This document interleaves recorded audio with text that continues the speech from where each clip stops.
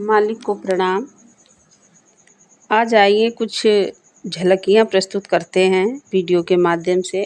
जुलाई 2014 इसमें मास्टर यानी कि कमलेश भाई और चारी जी की बातचीत है। तो उसमें कमलेश भाई, मास्टर मैं कुछ कहना चाहता हूँ। सहज मार्ग के इतिहास में यह एक मील पत्थर है जब आपने खुशी से 22 लोगों को एक साथ प्रशिक्षक बनाया है।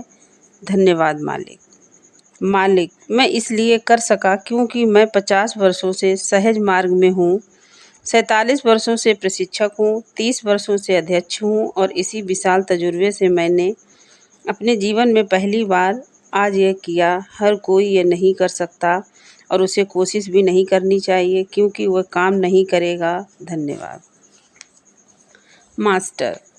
लोग ये नहीं समझते कि यदि वे जन कल्याण के लिए अपना धन देंगे, अपने दिल को सबसे अधिक महत्वपूर्ण समझेंगे, तो विश्व को दिव्य कृपा निश्चय ही प्राप्त होगी, अन्यथा नहीं। व्यस्पर संदेशों में बार बार ये आ रहा है, परंतु दिल से कौन पढ़ता है।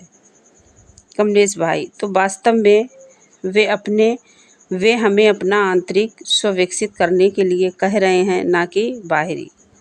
मास्टर, आंतरिक स्व का अर्थ है कि यदि सबका हृदय बदल जाए, आप बांटना सीख जाएं, तो कोई तबाही नहीं होगी, क्योंकि ऐसे समाज में कभी नाकाम नहीं होगी, फसलें नाकाम नहीं होंगी, क्योंकि वहाँ ईश्वर की कृपा।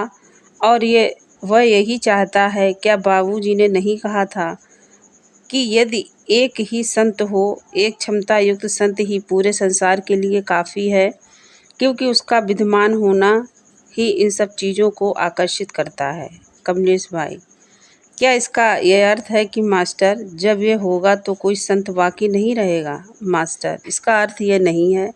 इसका अर्थ है कि आप भी सुनिश्चित करें कि आप भी अपने दिल से तैयार हैं। कमलेश भाई, तभी मेरे विचार में आपका नारा सबसे प्रेम करो जिन्हें वे प्रेम करते हैं एक बड़ी पुकार है।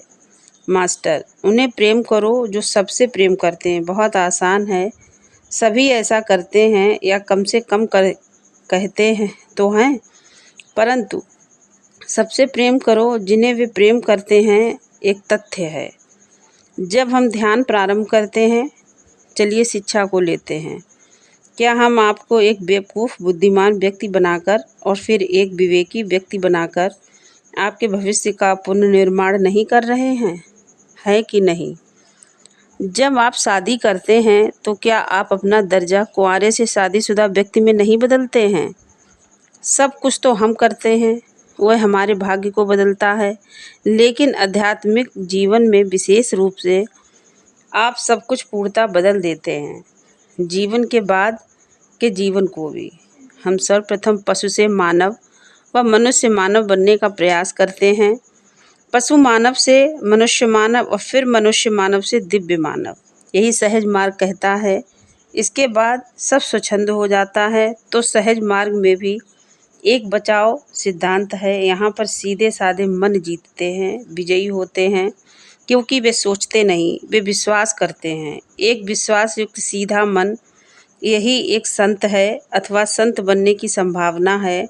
एक जटिल मन हमेशा सोचता रहता है, ओह मुझे ये क्या करना चाहिए था, मांस के टुकड़े में क्या खराबी है, देखो मेरी नेत्र दृष्टि खराब है। और मेरा मित्र कहता है कि मछली खाना नेत्र दृष्टि के लिए बहुत अच्छा है। मैं स्वाद के लिए नहीं खा रहा हूँ, सिर्फ अपने नेत्र दृष्टि के लिए। धन्यवाद।